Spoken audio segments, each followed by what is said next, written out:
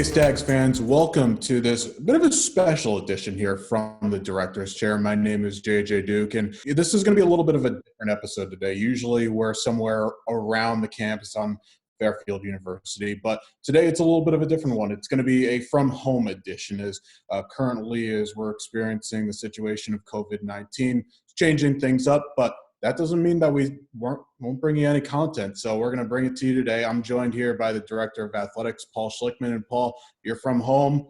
How's things going for you right now? What are you up to these days?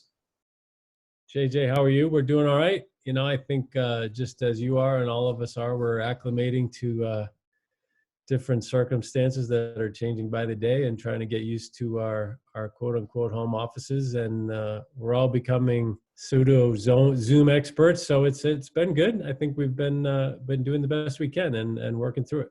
And definitely just finding ways to stay connected, even though we're supposed to be socially distancing, of course, but finding ways to still stay in touch with everybody. I'm curious, what are you binging these days? Everybody's binging a show right now. What are you on? I probably watch way too much news. I haven't really gotten into the Netflix deal. So probably way too much news and a little bit of, throwback NCAA tournament games to kind of get my fix on that. Missing what I think we're all missing with March Madness not happening. I think we're all just missing in sports right now, but soon, very soon, we'll be back to where we were. So this is going to be, like I said, a little bit of a different episode. We do have some things to cover that happened right up until the stoppage. But first off, in the current status of where we are right now with COVID-19, obviously, we're working from home, as we said.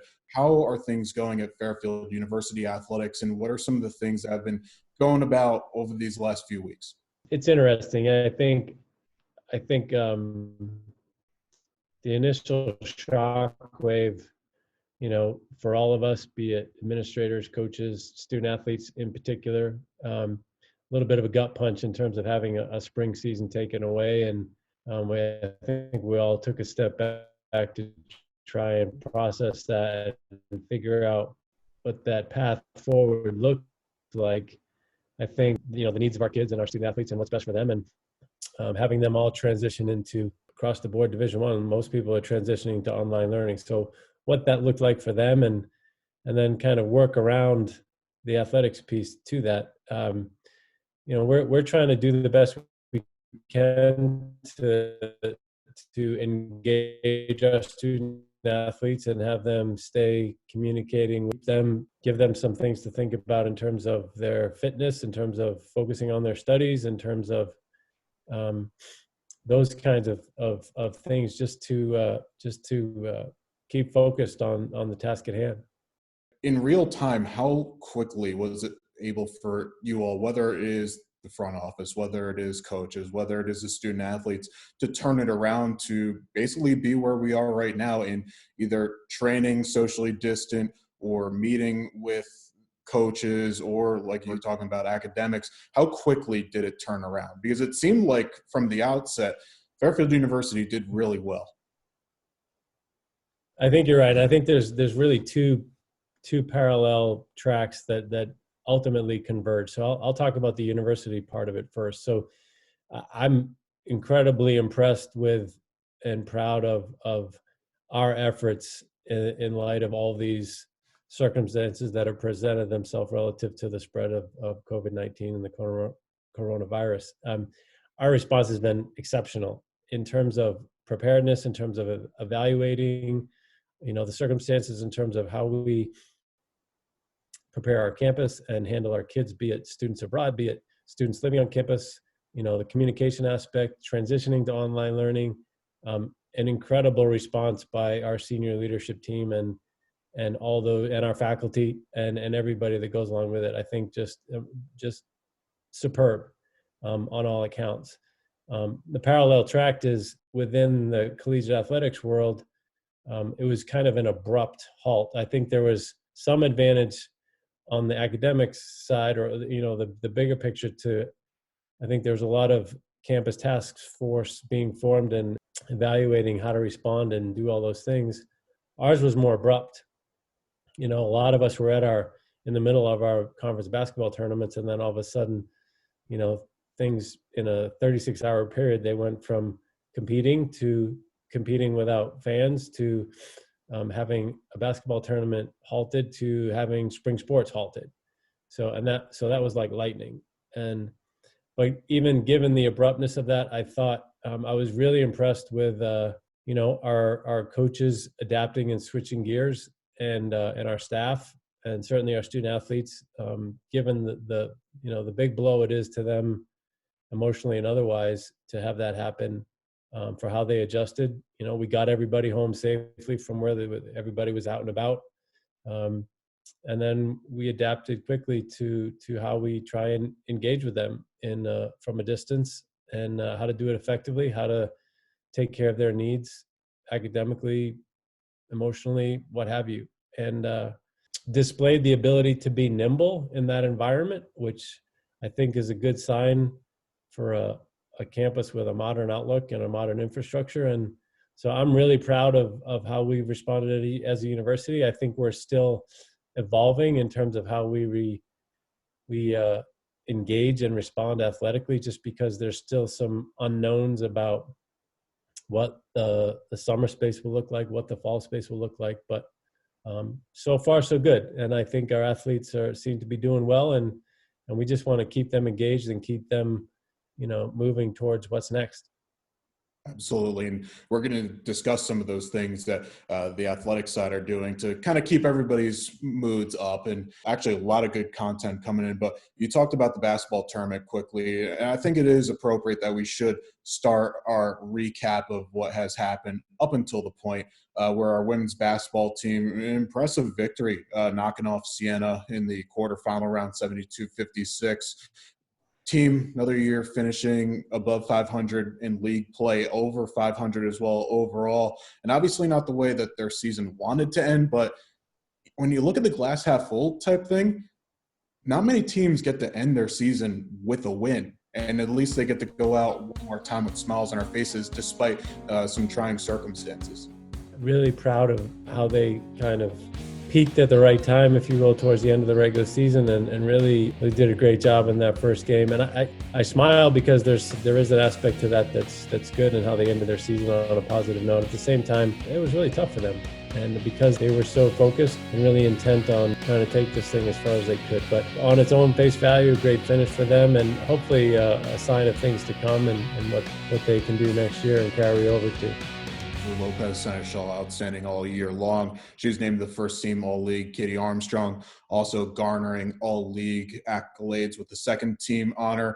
Another team as well that were really in the midst of a strong start. In fact, right around the halfway point of their season was Fairfield men's lacrosse. I mean, if there's something to kind of smile about, you're talking about how the team for women's basketball, we're peaking at the right time. But the men's lacrosse team, fun is the way to describe that season, especially because that was an offensive juggernaut. Yeah. I was checking in with Coach Bax on a Zoom call yesterday, and we were talking about just that. And for all of our coaches, it was, and all of our athletes, an adjustment. I think with his perspective, a little bit different, because he was halfway through his first season, and you could see the lights going on for them. He and his staff had worked incredibly hard on their cultural development and their team chemistry and their dynamic, and you could absolutely see that transitioning and progressing in an incredibly positive way. And they were just about through the non-conference and playing really well, and they were on pace, particularly offensively, to set some records, and we're doing some great things. So I think it's a good lens into the future for that program. I really feel very good about it and confident about it with the leadership they have with Coach Baxter and their staff, and some of those players who really displayed the ability to compete really well, and how we started to compete much more so as a team and as a unified group. So a lot of things to really look forward to. And I think you'll see that progression definitely translate really well. So I'm really excited about what's ahead for them, no question about it. You're talking about some of those numbers that they were set to beat, and one of those numbers comes in the form of Dylan Beckwith, who he was lighting the lamp in every aspect of the game. 42 points in 7 games, and he became the 9th Fairfield men's lacrosse player to garner an All-American honoree, as he was named by Inside Lacrosse as an honorable mention All-American. And you talk about players that are peaking at the right time, and he really grasped that senior leadership mentality, and he let his play on the field do the talking. Yeah, really proud of Dylan and how he's progressed. I mean, incredibly talented individual, and to see him, along with his teammates, adjust to his role within the new framework that Coach Bax and his staff were trying to implement, and it's starting to blossom and starting to completely embrace that and feeding off of it. So really excited to have Dylan back. Clearly, we're blessed to have him and some other key players back. And so again, the world is his oyster and their oyster in terms of, I think, what we can do in the next couple of years.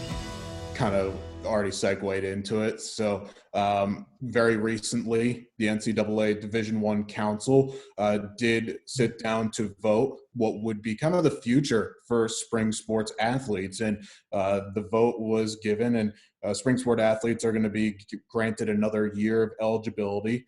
If they were to exhaust, if seniors were able to exhaust it this year, they get it back. And it would kind of go the same for everybody else, just getting this year back. The clock stops, if you will. But take us through that a little bit, because a lot of things happened in that short space of time, but it seemed like the NCAA got it perfectly. I think so. I think, I'm fortunate to be part of that leadership group at this time and represent the MAC in that regard. So certainly had a front row seat to it. And what the public sees is one thing. What happens behind the scenes, is a lot more than that. I do think, without getting too technical about it, I think the immediate response was good in terms of giving some reassurance to those spring sport athletes and their coaches that, that we as an NCAA, as a council, recognize how serious this was in terms of, and recognize the meaningful nature of what it means to have your season or part of your season taken away from you through no fault of your own. And so the initial announcement that came out said, essentially alluded to that. And then we had to do some deliberating as a council to figure out what the permutations of that were. I think we got it right. I think there was a very clear philosophical, values-based decision that this was the right thing to do for those athletes in that situation. With some nuance to that in particular for this crop of seniors. And then at the same time, creating some flexibilities given the uncertainty of what's happening with campuses and within higher ed, and a lot of the things that presidents and campus leaders are wrestling with in terms of the vast impact of the coronavirus and the shutdown and the transitions we're all going through, giving institutions some flexibility within that framework to handle it in a way that they see best fit to do so. And so I think we got it right. This is another beauty of working from home, right? Another part. Sweet pea, come back. Just so we don't scare her away. This is my daughter, McKenna. She wanted to come and say hi. This is the other aspect of being at home that we talked about at the front end that's different. So say hi, McKenna. All right. You're learning a lot about now what you do on a day-to-day basis. What? Paul, perhaps a future AD right there. So maybe, she's heard just about every topic there is. She just found a turtle in the driveway, so she wanted to share that story. So excellent. I guess this is the ad lib part of the director's chair that sometimes we like, right? So absolutely. Maybe we can get into the best part about what it means to work from home, and that's probably it right there in a nutshell. To get back to that, JJ, I think we got it right.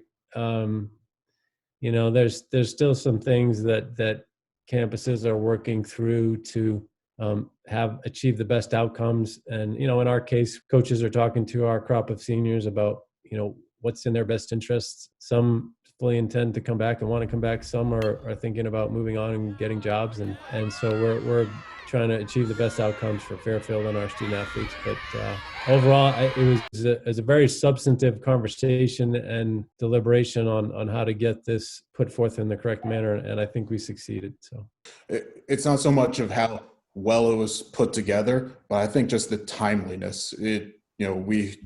Things were shut down. It was the Thursday, the second week of the month of March, and this was cleared up by the end of it. So end of March. So I think it was really well done all the way around. Appreciate that. Yeah, a couple more things that we want to get to on this episode, and we were talking earlier about how we're trying to stay connected. And since we don't have a month and a half left of athletics for the rest of the 2019-2020 calendar year, well, that doesn't mean that Fairfield Athletics aren't going to be bringing you some key content. They've already done some really cool things. First off, there's a senior day that's going on for our spring sports, and it's something that you can do right now. You follow our social channels, whether that be Twitter, Instagram. All the teams are going to be honoring what would be their senior class of this year. And I think the coaches have done a really nice job at putting this together and giving this class their true due, even if they didn't get to celebrate the way that they're hoping. I think so. We started last weekend with women's lacrosse, and we're starting to work our way through those, as you alluded to. And it's really important, what seem like obvious reasons, but I think it's in part to try and have some sense of sequence and closure and normalcy to what was expected out of a season. I think it's really good from a student athlete engagement standpoint. Senior days are also really important to parents as well, because they've put so much into supporting their sons and daughters in these ventures. So it's multifaceted. I think it's really important, and credit our external team and their creativity for what we're doing in that space, and our coaches for really buying into trying to do something special for that cohort of seniors, and for us to really share with them and acknowledge how important their contributions have been, whether or not we get to do that in person and give them all a hug. We'll do it in a meaningful way, or as meaningful as we can given the circumstances. You'll definitely stay tuned to all of our social media channels as we go forward. Paul mentioned women's lacrosse has already done their senior day. Tennis is currently up and running as we speak right now, and more to come. And you talk about what the external team is doing right now for Fairfield Athletics. Well, we're going to be unloading just a litany of content over the next couple of weeks. Podcasts are going to be coming out. You and I might have a couple more platforms that we have to sit through on a daily basis. So I'm looking forward to that. We're going to talk to some of the coaches, some of the student athletes, see what's going on. So make sure to stay tuned as we roll that out. And also follow the Stag Sports Network on Twitter at Stag Sports Net. And one of the things that they've already been doing, and one of my personal favorites, is the Stag Sports Network Rewind. So giving you the opportunity to watch some old games, highlights of games from the past, and a couple of unique features as well. They went deep into the vault. They brought back Stag's Country, which I thought that was absolutely brilliant to do. A couple of features. I'm curious for you, Paul, out of what's been rolled out thus far, do you have a personal favorite game or highlight reel that was put out? I'm not going to go there with picking a favorite. I honestly have. It's funny because there's been the conversations I had with Zach Dayton, and his, he was a little worried about us having enough content to put out there. It almost seems like there's more than we had before in some ways. They're doing an incredible job with it.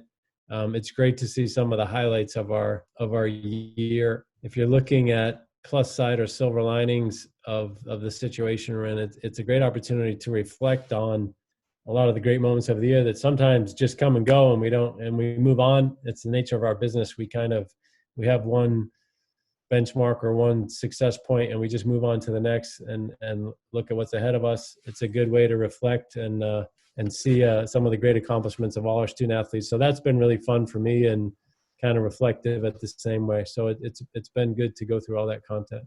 Well, maybe perhaps in a future podcast, you and I are going to debate on some of your favorites. I got to get at least one out of you at some point. We can do that. We can do that. There you go.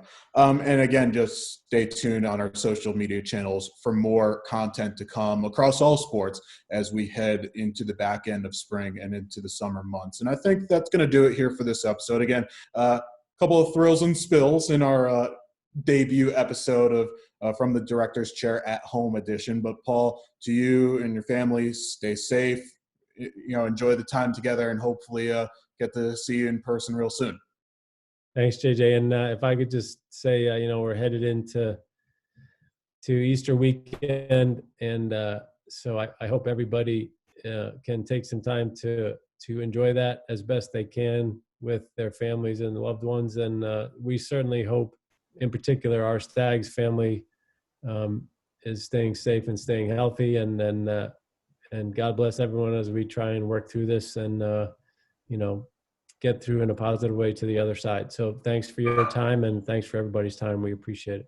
Definitely. Well, thank you again for watching this episode of From the Director's Chair. For everyone, I'm JJ Duke signing off. Till then, go Stags.